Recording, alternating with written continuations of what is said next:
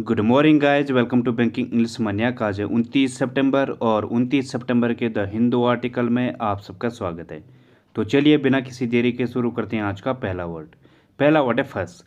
इसका मतलब हो जाएगा गड़बड़ या बौद्ध को कहा जाएगा फंस, जिसमें क्या हो किसी प्रकार की हलचल है या फिर कोलाहल है, उससे कहा जाएगा फंस। एक और वर्ड होता है फंसी, वो एडजेक्टिव है इसका। इसका मतलब हो जाएगा जो बंदा छोटी छोटी बातों पर क्या कोई नुस्खे निकाले या फिर छोटी छोटी बातों पर लड़ने लगे, उससे कहा जाएगा फंसी। तो ये एडजेक्टिव होगा, लेकिन ये क्या है फंस, ये एक नाउन है। इसका मतलब हो जाएगा ट्रबल, इनकन्वीनियंस, डीथर। डीथर मीन्स क्या होगा हलचल या फिर गड़बड़ को कहा जाएगा, या फिर किसी प्रकार की घबराहट है या फिर दुविधा है, उसे कहा जाएगा डीथर। एक कुछ और वर्ड हैं जैसे रकस होगा, रमपस होगा, रक्सन होगा, इनका मतलब भी क्या होगा कोलाहल को कहा जाएगा। टीजी होगा, ये भी क्या है कोलाहल, तो ये भी आप ध्यान रख सकते हो। एंटोनिम क्या होगा, जो कैसा है काम है, शांत है, कन्वीनियंस है, आपके अकॉर्डिंग है, सुविधाजनक है, उससे कहा जाएगा कन्वीनियंस। हारमनी है, ठीक है, तो ये इसके एंटोनिम होंगे। एग्जाम्पल होगा इसका, we would like a quiet wedding without any fuss. बिना किसी शोरगुल के या बिना किसी गड़बड़ के हम एक शांत वेडिंग चाहते हैं, शांत शादी चाहते हैं, ठीक है, तो ये हो जाएगा। अगला वर्ड है यूबिक्यूटस। इसका मतलब हो जाएगा सर्वव्यापक या ऑल ओवर को कहा जाएगा यूबिक्यूटस। जो हर जगह है, हर जगह प्रेजेंट है, उससे कहा जाएगा यूबिक्यूटस। सिनोनिम होंगे इसके ever present, everywhere, omni present, ये इसके सिनोनिम होंगे। ओमनी मीन्स क्या होगा सभी, प्रेजेंट मतलब उपस्थित, तो जो सभी जगह उपस्थित है उससे कहा जाएगा ओमनी प्रेजेंट, ठीक है, ये होगा। परवेसिव होगा, परवेसिव मतलब जो हर जगह फैला हुआ है, यूनिवर्सल है, ये होता है परवेसिव। एंटीनिम क्या होगा इसका, जो रेयर है, बहुत कम मात्रा में है, या स्कार्स है, जिसकी कमी है, बहुत कम जगह है या बहुत कम संख्या में उपलब्ध है, उससे कहा जाएगा स्कार्स। अनयूजुअल है जो, ठीक है, तो ये इसके एंटीनिम होंगे। एग्जाम्पल होगा इसका, coffee shops are ubiquitous these days. जो कॉफ़ी शॉप्स हैं वो आजकल हर जगह या सर्वव्यापक हैं, ठीक है, आजकल हर जगह उपस्थित हैं, तो ये हो जाएगा। अगला वर्ड है कंटीजेंट। इसका मतलब हो जाएगा आकस्मिक या चांस को कहा जाएगा कंटीजेंट, जो कैसा है अनसर्टेन है, एक्सीडेंटल है, ठीक है, अचानक से सामने चीज़ आ रही है, उससे कहा जाएगा कंटीजेंट। सिनोनिम होंगे इसके एक्सीडेंटल, फॉर्चूटस, रैंडम, ये इसके सिनोनिम होंगे। रैंडम मतलब कोई चीज़ अचानक से आ गई, फॉर्चूटस मीन्स भी क्या होगा जो चीज़ अचानक से आपके सामने आ गई है, ठीक है, तो ये होगा। जैसे इसके सामने ये गिफ्ट है, ये कैसा अचानक से इसको मिल गया, कंटीजेंटली मिला, तो ये इसके सिनोनिम है। हैफार्जर्ड होगा, इसका मतलब क्या होगा आकस्मिक। फ्लूकी होगा, फ्लूकी मीन्स क्या होगा कोई चीज़ आपको अचानक मिल जाए, उसे कहा जाएगा फ्लूकी, तो ये भी आप ध्यान रख सकते हो, ये भी क्या है आकस्मिक है, तो ये इसके सिनोनिम है। एंटीनिम क्या होगा इसका, प्रिडिक्टेबल, जो आपने पहले से सोचा हुआ है, ऑर्डरली, सिस्टमैटिक, ठीक है, तो ये इसके एंटीनिम होंगे। एग्जाम्पल होगा इसका, the nature of the job that I do is contingent. जो नेचर है जॉब का, जो मैं करता हूँ, वो कैसा है आकस्मिक है, अनिश्चित है, अनसर्टेन है, ठीक है, तो ये होगा। बढ़ते हैं आगे। तो गाइस अगला वर्ड है आर्केक। इसका मतलब हो जाएगा पुरातनपंथी या ओल्ड को कहा जाएगा आर्केक, जो कैसा है काफ़ी पुराना है। कई बार मूर्तियाँ मिलती हैं, कई बार कुछ बर्तन मिलते हैं जो आर्केक होती हैं, मतलब काफ़ी ओल्ड होती हैं, उन्हें कहा जाता है आर्केक। इमेज में भी दिख रहा होगा, ये फैशन कैसा है आर्केक हो चुका है, ओल्ड हो चुका है, पुराना हो चुका है, बाईगोन हो चुका है, तो ये होता है आर्केक। जो ओल्ड फैशन है या आउट ऑफ डेट है, ठीक है, तो ये होता है बिहाइंड द टाइम चल रहा है। सिनोनिम होंगे इसके ऑब्सोलीट, एंटिकेटेड, एंशियंट, ये इसके सिनोनिम होंगे। एंशियंट मतलब जो पुराना है या फिर प्राचीन है, वो होता है। एंटिक्वेटेड मीन्स भी क्या होगा जो पुराना है, ठीक है।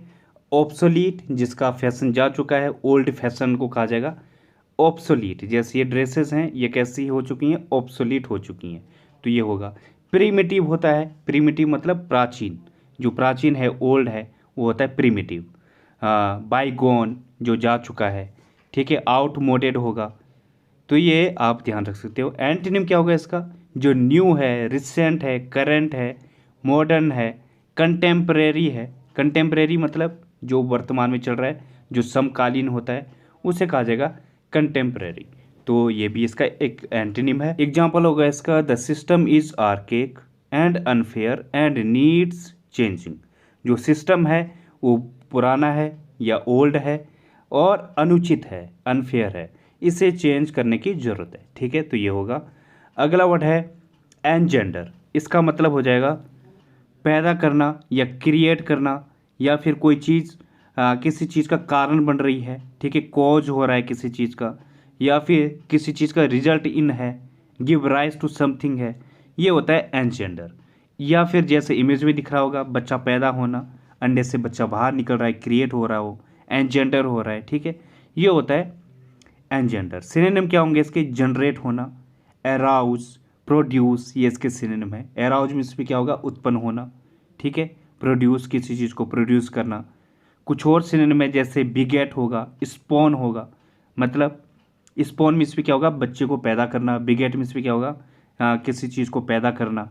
ठीक है, ब्रिंग अबाउट होगा, एक फ्रेज है, तो ये भी इसके सिनोनिम होंगे। या फिर किसी चीज़ को इंसाइट करना भी होगा। ठीक है, आप किसी बात को क्या कर रहे हो? इंसाइट कर रहे हो, उकसा रहे हो, इंस्टिगेट कर रहे हो, फोमेंट कर रहे हो, इस टाइप के भी ये सेंस देता है। एंटीनिम क्या होगा इसका? डिस्ट्रॉय करना, किसी चीज़ को ख़त्म करना, डिस्करेज करना, हतोत्साहित करना, हाल्ट, रोकना, प्रिवेंट, स्टॉप, ये इसके एंटीनिम होंगे।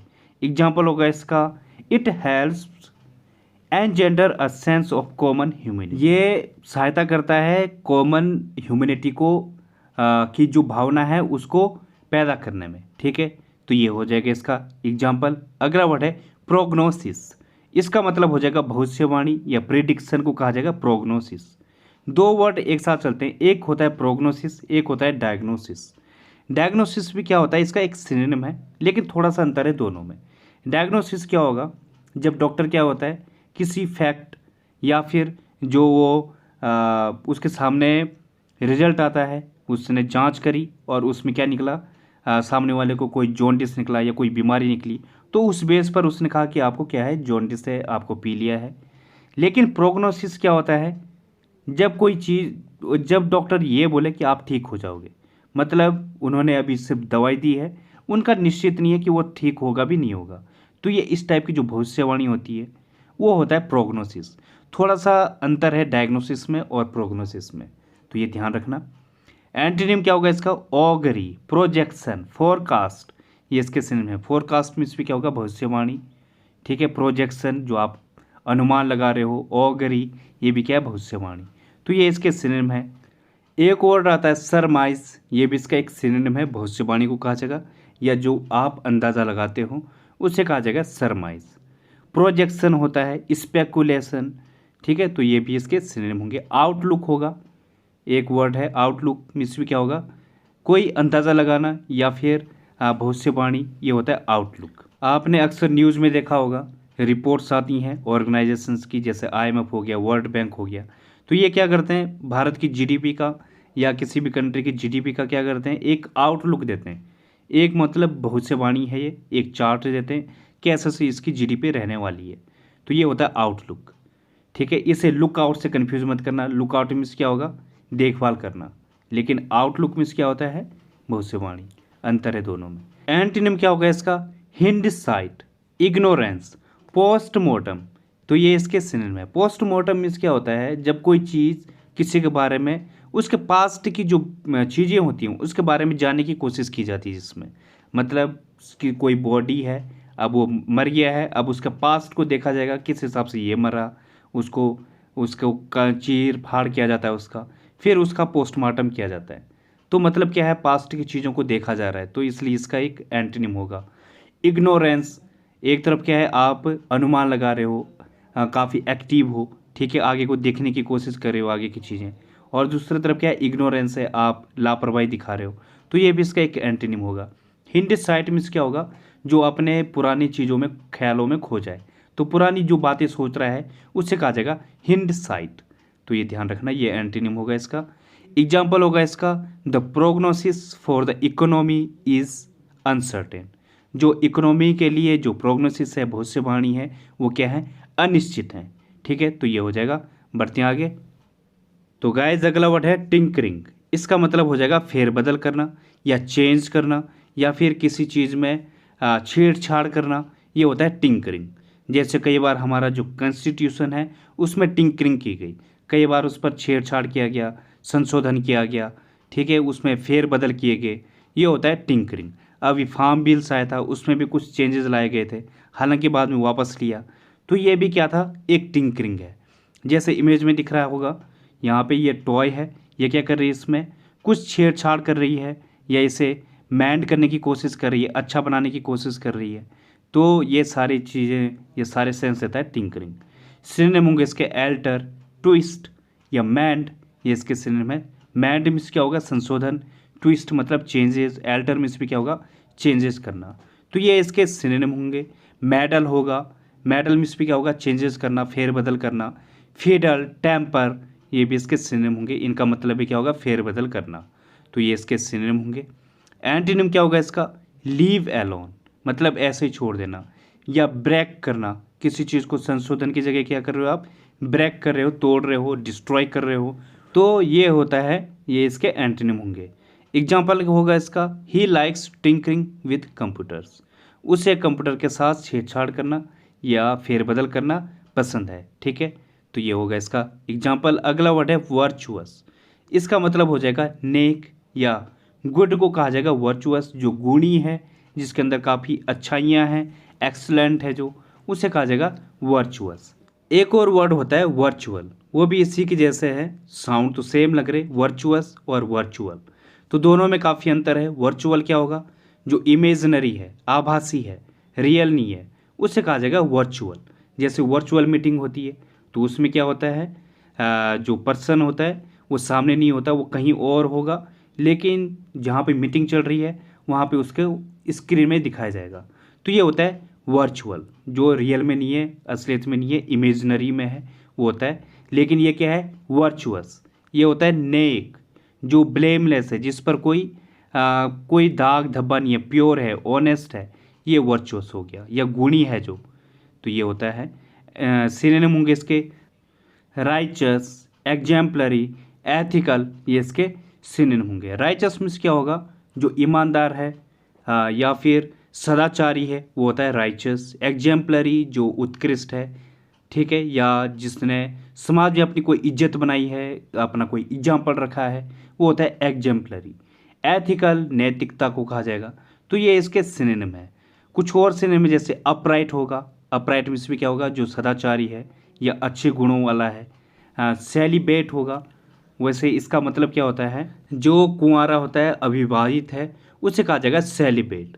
लेकिन इसका सिनोनिम है, क्योंकि ये एक और सेंस देता है, वो जो क्या है, ऑनेस्ट है, प्योर है, तो ये भी एक सेंस देगा इसका, तो ये भी इसका एक सिनोनिम है। एंटीनिम क्या होगा इसका, जो एविल है या फिर करप्ट है, इमोरल है, अनैतिक इंसान को कहा जाएगा इमोरल, विशियस टाइप का, सिनफुल है, या फिर अनराइचस है, तो ये इसके एंटीनिम होंगे। एग्जाम्पल होगा इसका, she lived an entirely virtuous life, वो पूरी तरीके से एक सदाचारी जीवन जीती थी। ठीक है, तो ये हो जाएगा। अगला वर्ड है कंड्यूसिव। इसका मतलब हो जाएगा अनुकूल या फेवरेबल को कहा जाएगा कंड्यूसिव, जो कैसा हो, प्रोडक्टिव हो, कंट्रीब्यूटरी हो। जैसे कि इमेज में दिख रहा होगा, ट्रंप और मोदी के टाइम पर जो रिलेशन थे यूएसए और इंडिया के, वो काफ़ी अनुकूल हुए, काफ़ी कंड्यूसिव हुए। ठीक है, काफ़ी अच्छे रिलेशन बने। ठीक है, तो ये होता है कंड्यूसिव, जो कैसा हो, फेवरेबल हो, अपॉर्चुन हो, प्रोपिशियस हो, हेल्पफुल हो, वो हो जाएगा कंड्यूसिव। अपॉर्चुन मीन्स भी क्या होगा, अनुकूल को कहा जाएगा, जो फेवरेबल है, प्रोपिशियस, जो फायदेमंद है, अनुकूल है, हेल्पफुल है। ठीक है, तो ये इसके सिनोनिम है। फॉर्चुनेट है, जो भाग्यशाली बोला जाता है फॉर्चुनेट को, या जो अनुकूल होता है, फेवरेबल को कहा जाएगा फॉर्चुनेट। तो ये भी इसके सिनोनिम होंगे। एंटीनिम क्या होगा इसका, जो अनफेवरेबल है, अनकंड्यूसिव है, अनहेल्पफुल, ये इसके एंटीनिम होंगे। मतलब जो बिल्कुल भी सहायक नहीं है, अनुकूल नहीं है, वो होता है। एग्जाम्पल होगा इसका, exercise is conducive to health, जो एक्सरसाइज है वो हेल्थ के लिए अनुकूल होती है या फेवरेबल होती है। ठीक है, तो ये इसका एग्जाम्पल होगा। बढ़ते हैं आगे। तो गाइज आज की पहली फ्रेज है रेव अप। इसका मतलब हो जाएगा बिकम मोर एक्टिव, मतलब बहुत ज़्यादा एनर्जेटिक होने को या एक्टिव होने को कहा जाएगा रेव अप। जैसे एग्जाम्पल है the hotel is raving up for the busy summer season. Busy summer season के लिए जो होटल है वो कैसा हो गया, काफ़ी एनर्जेटिक हो गया या एक्टिव हो चुका है, ये होता है रेव अप। अगली ईडियम है पॉप द क्वेश्चन। इसका मतलब हो जाएगा परपोज फॉर मैरिज, शादी के लिए किसी को पूछना या उससे क्वेश्चन करना शादी के लिए, या उसको शादी के लिए प्रपोज करना, ये होता है पॉप द क्वेश्चन। जैसे एग्जांपल है when are you going to pop the question. तो इसका मतलब ये नहीं होगा कि तुम कब क्वेश्चन करने वाले हो, इसका मतलब हो जाएगा कि तुम शादी के लिए कब प्रपोज करने वाले हो। ठीक है, तो ये होगा। अगली ईडियम है कीप द पॉट बॉइलिंग। इसका मतलब हो जाएगा keep people interested in idea और प्लान, मतलब कोई आइडिया है, कोई प्लान है आपके पास, उसके लिए लोगों को इंटरेस्ट करके रखना या उनको बांधे रखना उस चीज़ में, उससे कहा जाएगा कीप द पॉट बॉइलिंग। जैसे एग्जांपल है it is difficult work but you must keep the pot boiling. ये जो है काफ़ी मुश्किल कार्य है, लेकिन आपको लोगों को इंटरेस्ट अपने आइडिया और प्लान के लिए इंटरेस्टेड बनाना ही होगा। ठीक है, तो ये हो जाएगा। अगली ईडियम है लूजन द पर्स स्ट्रिंग।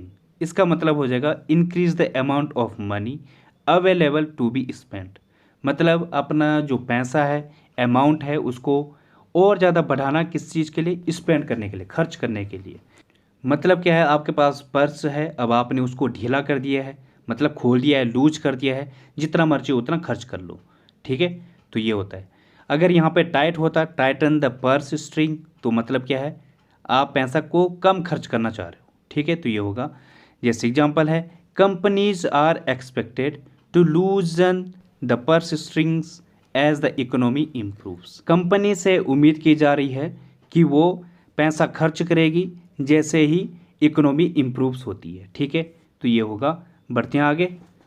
तो गाइज आज का रूट वर्ड है कैटा। इसका मतलब हो जाएगा डाउन, या कोई चीज़ रिड्यूस, डिक्रीज हो रही है या कम हो रही है, उसे कहा जाएगा कैटा। अब देखते हैं इससे रिलेटेड वर्ड। जैसे कैटापल्ट, इसका मतलब हो जाएगा शूट या टॉस या फेंकने को कहा जाएगा कैटापल्ट। किसी चीज़ को आप उछाल रहे हो, फेंक रहे हो, ये होता है कैटापल्ट। अगला वर्ड है कैटास्ट्रॉफी। इसका मतलब हो जाएगा डिजास्टर या ट्रेजेडी या किसी प्रकार की तबाही, ये होता है कैटास्ट्रॉफी। अगला वर्ड है कैटाकॉम्ब। इसका मतलब हो जाएगा वॉल्ट या फिर टॉम्ब या फिर कब्रों का कोई तहखाना है, ये होता है कैटाकॉम्ब्स। वैसे वॉल्ट और टॉम्ब मिस क्या होगा, तहखाने को कहा जाएगा। ठीक है, तो ये होगा। कैटाक्लिज्म, इसका मतलब भी क्या होगा, डिजास्टर होता है, महाप्रलय है। ठीक है, जैसे कैटास्ट्रॉफी है, सेम सेंस देगा कैटाक्लिज्म। इसका मतलब भी क्या होगा, महाप्रलय या तबाही, डिजास्टर, ये होगा। अगला वर्ड है कैटरैक्ट। इसका मतलब हो जाएगा वाटरफॉल या कैस्केड या फिर जलप्रपात या कोई झरना है, उसे कहा जाएगा कैटरैक्ट। तो ये हो जाएंगे आज के रूट वर्ड। तो गाइस ये एक्सरसाइज है everybody are ready to do their work. आपको इसमें एरर फाइंड करनी है। तो इसको सॉल्व करने से पहले मैं आपको कुछ रूल समझा देता हूँ। जैसे कि हो गया एवरीथिंग, एनीथिंग, नथिंग, समथिंग, या एवरीबडी, समबडी, एनीबडी, नोबडी। इसमें क्या है, आपको सबसे पहले ये फाइंड करना है कि ये प्रोनाउन है या क्या है। तो मैं आपको बता दूं ये सारे क्या हैं, प्रोनाउन है। आपको पार्ट ऑफ स्पीच जानना जरूरी होता है कि वो कौन से पार्ट ऑफ स्पीच का है। ध्यान देना, नाउन हो गया, प्रोनाउन हो गया, वर्ब हो गया, इन तीनों को ही आप कोई सिंगुलर बना सकते हो, प्लूरल बना सकते हो। ठीक है, तो जो ये एवरीथिंग है, ये जो आपके सामने दिख रहा है, ये सारे प्रोनाउन है। सपोज ये जानना क्यों जरूरी है आपका, सपोज मैं आपके सामने एक सेंटेंस बताता हूँ, राम आर गोइंग। आप बोलोगे इसमें एरर आर नहीं आना चाहिए, क्योंकि राम क्या है, सिंगुलर है, क्योंकि आपने इसकी पार्ट ऑफ स्पीच समझ लिया। अब मैं इसका प्रोनाउन यूज करता हूँ, ही आर गोइंग। आप यहाँ पे भी समझ जाओगे नहीं, इज आना चाहिए, क्योंकि ही क्या है, सिंगुलर है। आपने इसका प्रोनाउन पता कर लिया।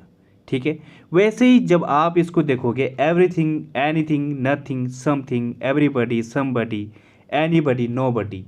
तो आपने यहाँ पे देख लिया ये क्या है, एक प्रोनाउन है, ठीक है।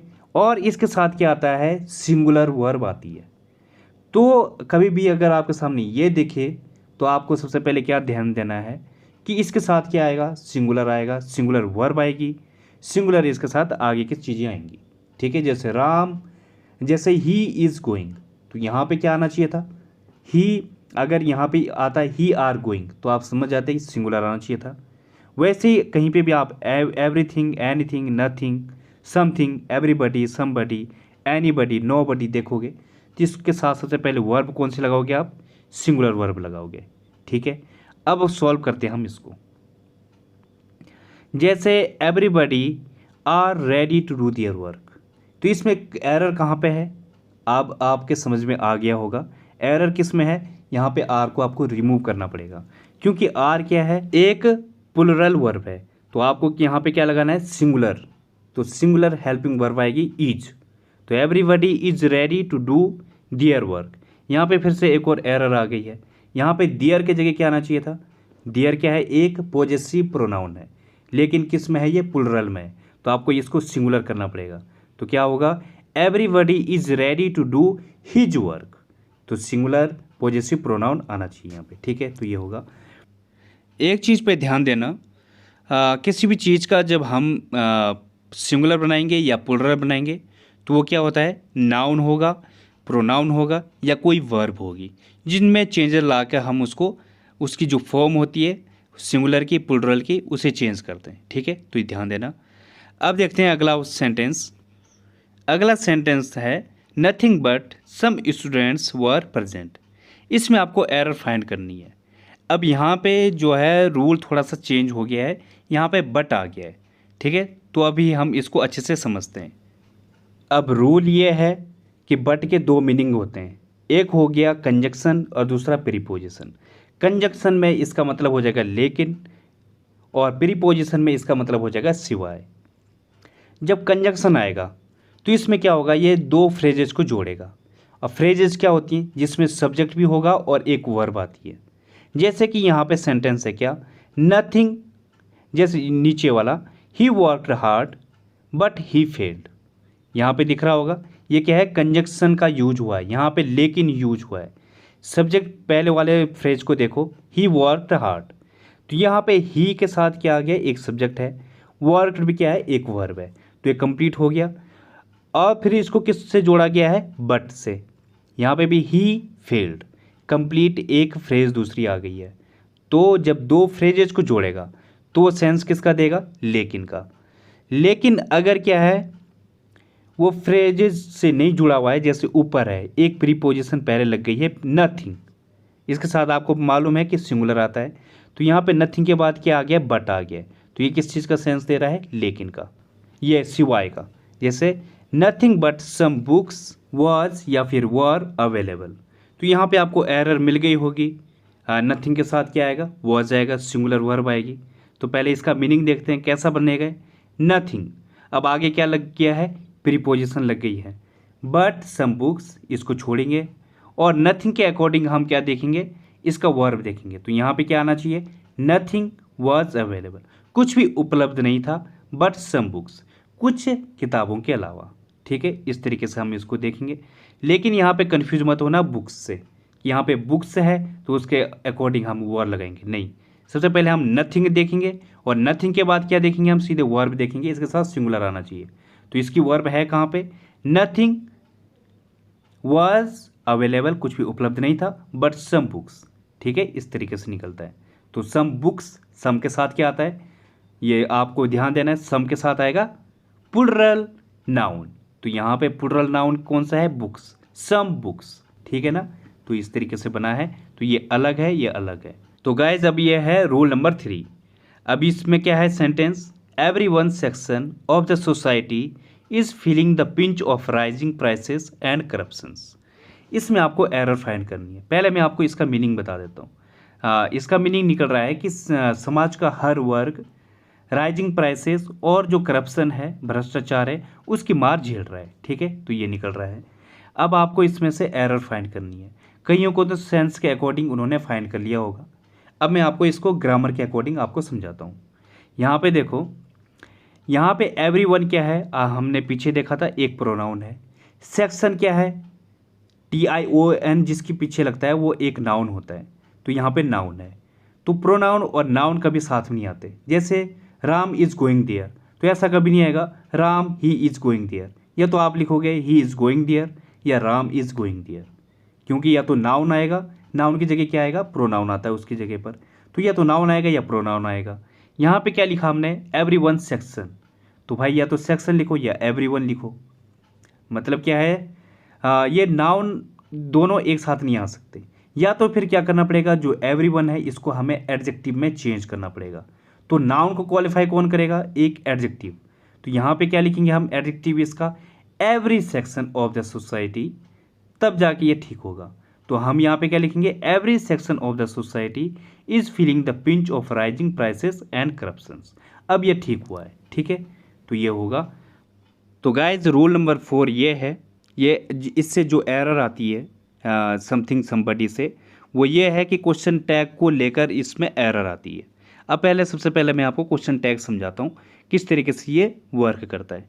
सपोज पहला वाला फ्रेज क्या है, पॉजिटिव होगा, तो जो क्वेश्चन टैग होगा वो किस में होगा, नेगेटिव में होगा।